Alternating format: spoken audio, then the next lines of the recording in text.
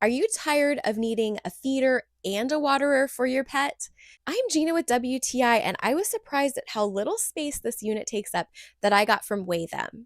The different compartments for the water and the food are clearly separate, so you're not going to have any crossover, water getting into the food and making it all soggy, or the food making the water dirty. My cats are inside outside, so I did decide to not fill the water container up all the way because they also have water sources outside, and I wanted this to stay fresher.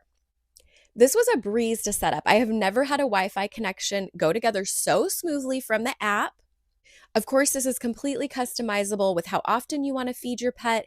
You can even record a message for them so they feel loved when it's time to eat. Scully, Elsie.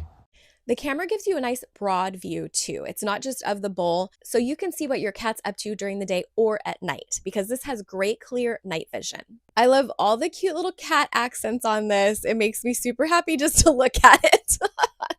I think you're going to love the look and convenience of this feeder slash waterer, and that's my point of view.